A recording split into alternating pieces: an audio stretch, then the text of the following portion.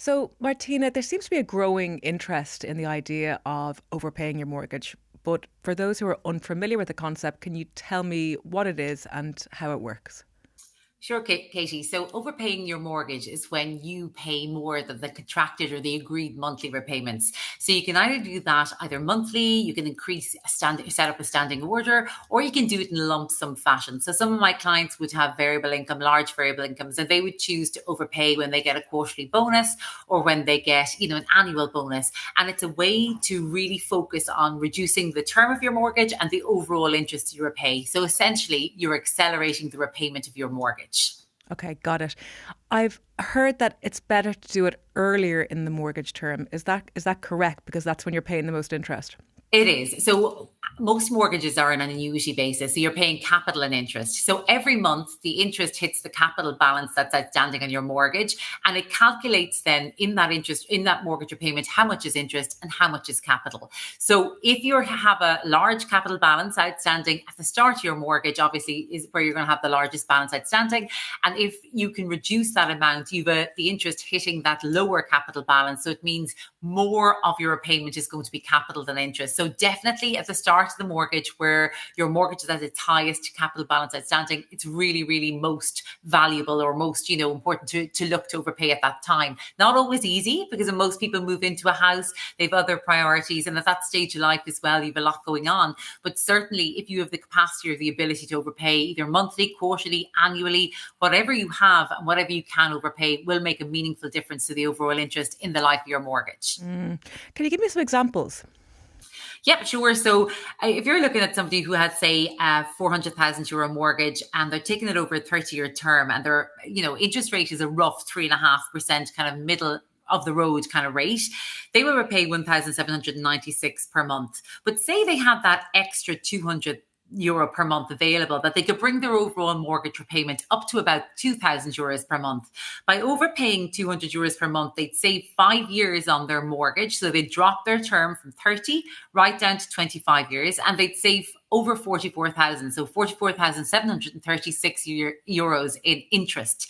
Because unfortunately, anybody who's taken out a mortgage and seen either their loan offer, which states the total cost of credit, says the mortgage that you've taken out, the total cost of credit, you'll know that interest is a necessary evil. Every mortgage has interest related to it. So the more you can accelerate the repayment of the mortgage, the less interest that you repay. So even in that example, by overpaying €200 per month, you're repaying your mortgage 5 years earlier and you're saving the 44,736 in interest. So that's a huge sum, obviously. And again, interest adds no value to your mortgage. It's a I suppose mortgages are a financial instrument, and part of that is that you have to pay interest. So trying to reduce the interest that you pay and trying to reduce the term that you repay it over are the key to keeping your mortgage repayments and also the interest that you pay over the cost of over the term of the mortgage or your cost of credit as low as possible.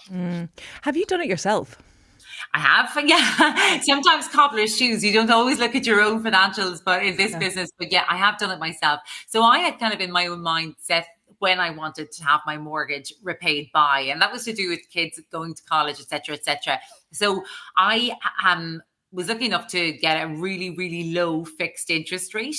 And by doing that, I knew exactly what I was going to pay. So I brought down the term of the mortgage so that instead of paying my mortgage over, say, 15 years left to run, it repays over 8 years. I'm certain of what the repayments would be. And it has saved probably roughly as much as we were looking at there in the 40,000s of my own mortgage by just reducing that term back down. And it's a commitment, right? Everybody's mortgage is quite an emotional thing. You love getting your mortgage paid off.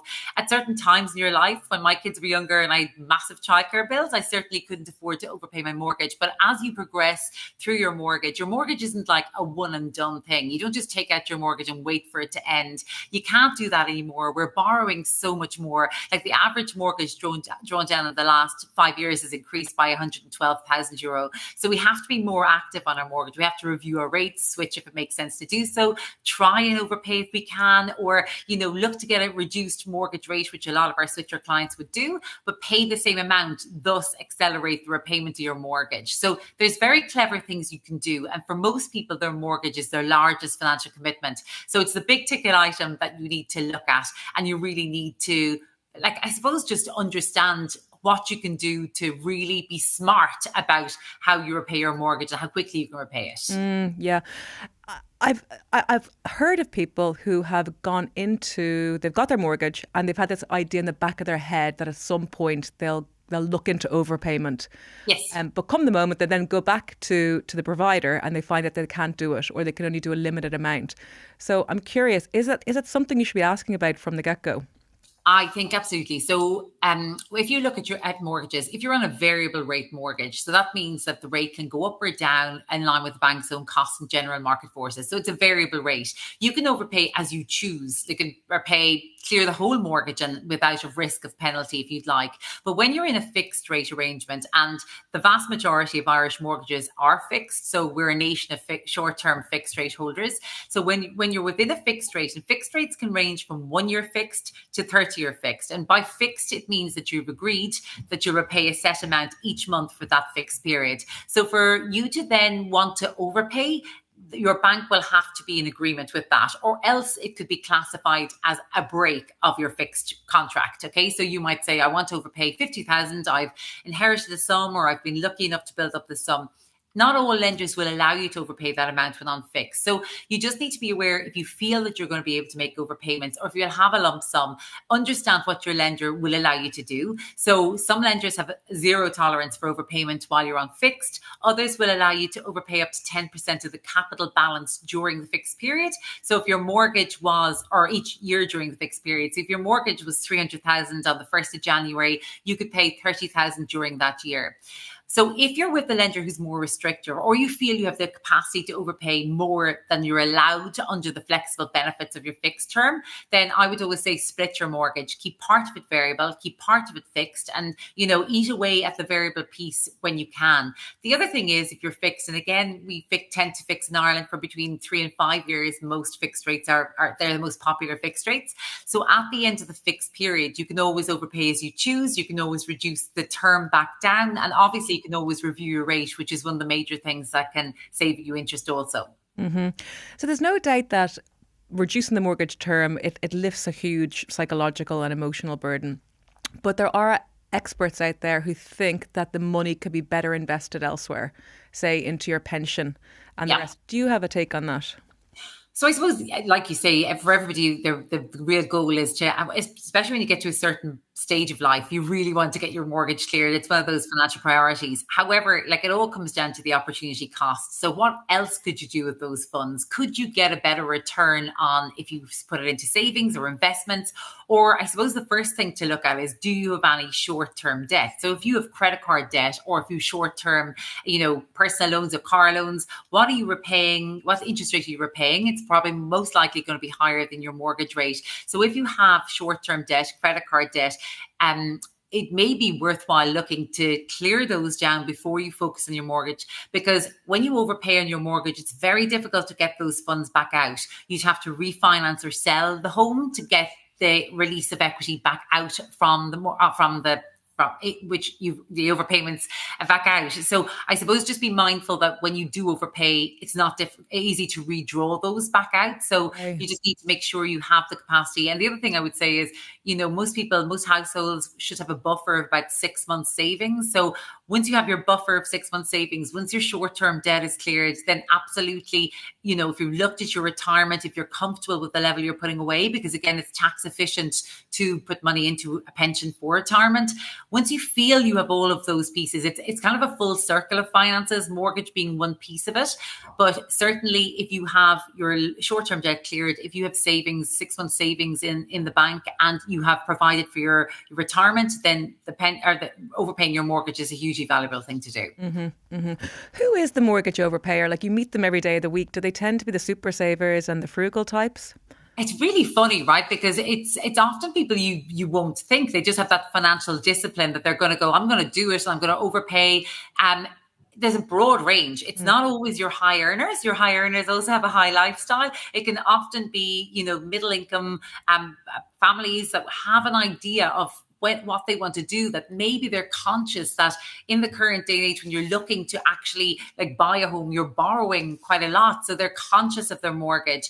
And it doesn't have to be a huge amount. Like if I look at some of our clients, those who maybe would have borrowed 300,000 over 30 years at a 3.5% rate, overpaying, €100 per month on that would drop again your mortgage term by almost 4 years again. So people are more conscious now, I think, about what they're doing with the money. It's so hard to make money, so easy to spend it, that there's no one category of client, I'd say, that's really good at overpayment. But there are certain different types of clients, like those who may have a small amount of overpayment that they want to commit to, or there may be others who have that variable income piece. So they're getting stocks. A lot of our clients who would work with Google, Meta, Salesforce, LinkedIn, Indeed, that would get stock annually. They would, I suppose, when they're taking out their mortgage, have relied on that as a means to really getting to repaying and overpaying their mortgage. So you will find that those types of individuals will look to overpay annually and to work down that mortgage amount. But no, there's nobody that you would say it's all high earners. It's certainly not. There's a very big mix of clients who would overpay. Got it. So you're the CEO of Doddl, which is a mortgage broker firm. And I'm curious, has the profile of your average customer changed in the last 5 years? Yeah, it's a funny one. So our clients are all digital natives. They're used to transacting digitally. They have Spotify, Netflix. We all consume in a different way. And I suppose that's really seeping back into financial services now. That's how people want to consume. They want what we're offering them to be more personalized. So we have spent the last 5 years actually building our own proprietary technology that tries to really hyper personalize somebody's experience. So everybody's different. There's no one size fits all when it comes to mortgages. And so the more we learn about clients, the more we try and curate their mortgage experience and to give them as much information as possible. And I think people are, they want decisions faster. And in banking and in mortgages in particular, that's not always the way. We like to know what's happening. We like transparency. And so we've really worked to try and build that into our I suppose, our mortgage journey and our process.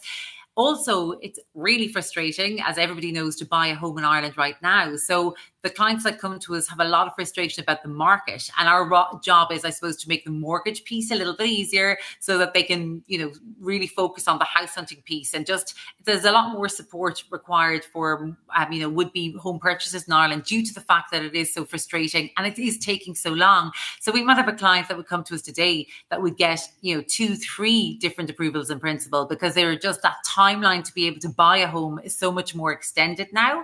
And then I suppose, if you look at the CSO figures, the median age for a home buyer in Ireland is now 40. So we're older when we're looking to buy. We have different priorities as well. That's the time where you might be changing jobs, your career is getting, taking off. You might have family commitments. There's so much going on, weddings. Like, when we see people's bank statements coming in, there's always different items on it that indicate the stage of life you're at when all of your commitments and all the things, the major items in your life are coming together. Yeah. Have banks become more flexible? So we have 2 more lenders in the market, in the last 18 months. So we've now 11 lenders in the Irish market. And the big thing about a new lender coming to market is they've already looked and said, okay, where could my niche be within this market? So we have 3 huge lenders in the market right now who have over 80% or 85% of the market share on mortgages. So anybody coming in is bringing something different. So that's the good thing about Moco and Newer Money, who've come to the market in the last 18 months. And also the likes of ICS mortgages. Avant Money in 2020 came to the market, huge changes, brought the first sub 2% rate into the Irish market. So there's a lot that these new lenders bring, and there's a lot that the incumbent lenders, if you had 85% market share, your risk profile or the type of clients you want might be restricted to a particular cohort. And that mightn't include, FX mortgages or self-employed applicants, or thinking outside the box slightly differently to some of the to offer a mortgage for everyone in Ireland, right? So at the moment, there's great competition in terms of credit policy. Rates are starting to come down. And I think a big point is we nearly are at a position where there's a mortgage for everyone in the Irish market. The only two red flags that still preclude you getting a mortgage are adverse credit history and, unsustainable income. If you can't prove that your income is sustainable, then you won't be able to get a mortgage. So those two things, adverse credit and, an unstable income, everything else, and for everybody else, there's generally a mortgage lender that will suit you. But again, there's no one size fits all. So some of those lenders operate via the broker channel only, so you can't access them directly. But certainly it's really encouraging to see how much more inclusive lenders have become over the last 24 months. And that's because of these new lenders coming to market and targeting those areas that maybe the incumbent banks don't have an appetite for. Yeah, that's very promising. I'm going to throw two things at you that I've heard kind of anecdotally speaking, but they're probably these kind of mortgage myths that do the rounds. I'm hearing a lot more people getting 4.5 times their salary when they apply. Is that the case? So you can actually, as a first-time buyer, get up to 4.75 times. Okay. Your salary. Yeah. So that's called the mortgage exception. So standard lending rules for first-time buyers are that you can borrow 4 times your income. And then for second-time buyers or subsequent buyers, it's 3.5. But you can look for an exception. And for a first-time buyer, that can go up to 4.75 times. For a second-time buyer, that's up to 4.5. So you absolutely can get exceptions. And we would have a lot of clients who would request, particularly if they're in urban areas, they're requesting exceptions. And exceptions are, I would say, almost readily available, right? It does depend on your net disposable income, but they are available in the market. Almost all lenders offer exceptions. But I think the big thing to look at first before you even think about an exception is all of those lenders that we're talking about there, the 11 lenders in the market, they all have different rates. They all have different underwriting policies. And when it comes to like how much you can borrow, that 4 times income multiple, it's based on allowable income. So allowable income is your gross basic income. It's variable income, commission, overtime, bonus, stock, whatever it might be. And lenders all differ in how much they'll take into account. So some lenders want to see 2 years and they'll take an average. Others want to see 3 years, they'll take an average. Others will take only 50% of that average. And then some of the new lenders will take up to 90%. So first of all, if you go into Bank A and they say you can borrow 300,000 and you think, okay, that's my budget, it actually isn't giving you a true reflection of what the market can offer you, because other lenders might offer you more.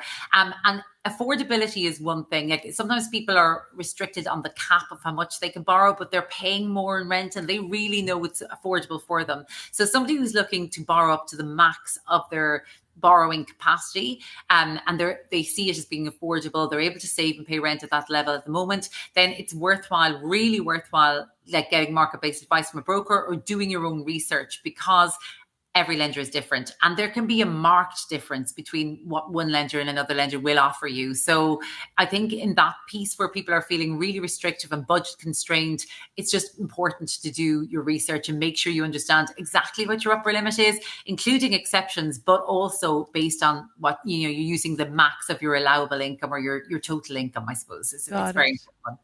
And newer lenders in the market, I've heard that they're giving mortgages out that up to the age of, say, 75. Yeah. Is that correct? Yeah, so even up to 80 actually. So okay, mortgages post-retirement. So I suppose the one thing you would caution about that, or just the one basic criteria on it, is you have to show a post-retirement income. So you have to be able to show that you have, I suppose, assets in place, either buy-to-let properties, or that you have a really strong pension that would allow you to pay that mortgage into retirement. So if you don't have a pension, then you absolutely won't be able to take a mortgage term to a post-retirement age date, because you wouldn't have the means to repay it. But if you have a really strong pension, or if you have assets that you can show that there'll be recurring revenue from post-retirement, then absolutely you can look to extend that term and to go to a longer longer term. Some of the clients that might want to do that are, somebody who's recently been divorced or separated and they're looking to buy another property. Maybe they're in their 50s and they want that extra time just on the mortgage, or somebody who knows they're going to come into a lump sum, or they have savings that they will cash and put in against the mortgage and reduce the term down then. So again, it's really important that we've choice in the Irish market, and some of the new lenders to market like ICS, like New Money, and like MoCo will extend beyond normal retirement age. And it is something that is niche, but it is very, it's relevant to those who need it. It makes a big difference. Yeah, absolutely. I'm very comforted by that. It makes it a lot less insurmountable. So finally, just back to mortgage overpayment. The person listening to this now, they're waiting for a work bonus of say 5,000 and they're thinking about mortgage overpayment. What's the first step for them? Yep, I think the firstly to check if they are able to overpay that amount now. If they're on a fixed rate, does their lender provide that flexible benefit to be able to overpay?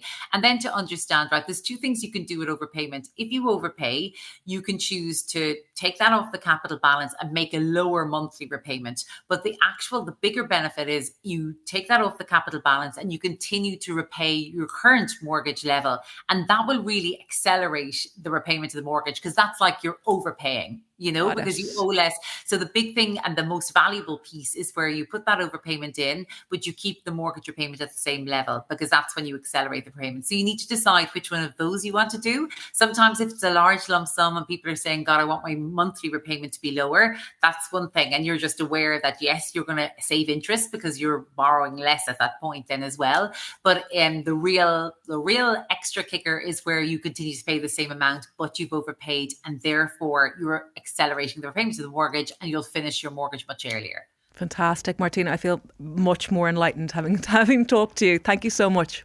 Not at all. Thanks, Katie.